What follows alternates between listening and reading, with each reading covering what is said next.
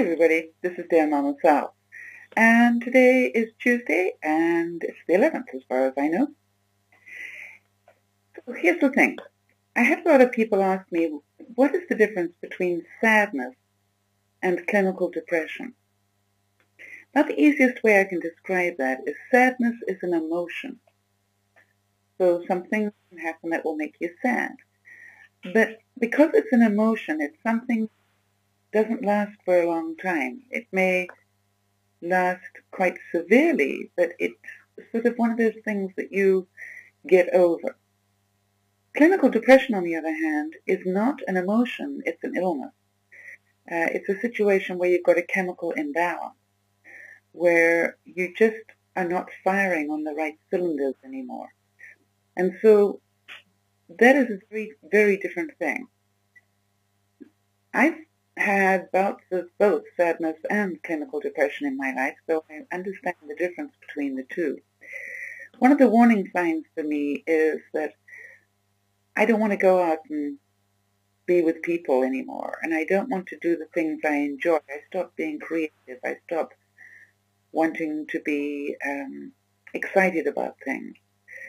It's just sort of like I'm dull, and in some ways numb.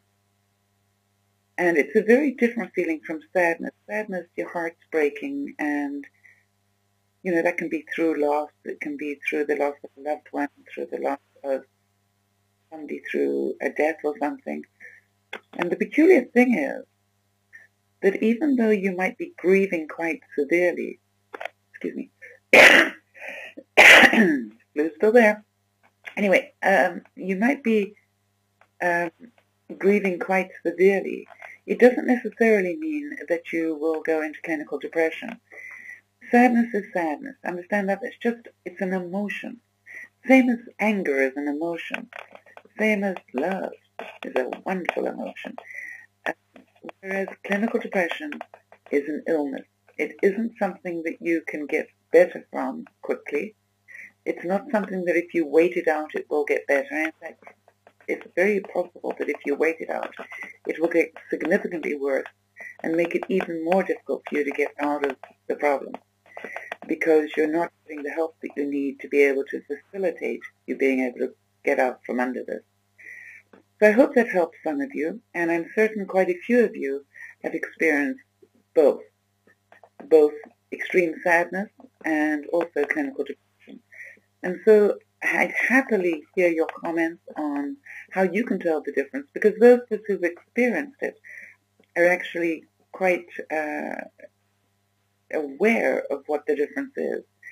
And for me, by the way, it's a very, very different feeling.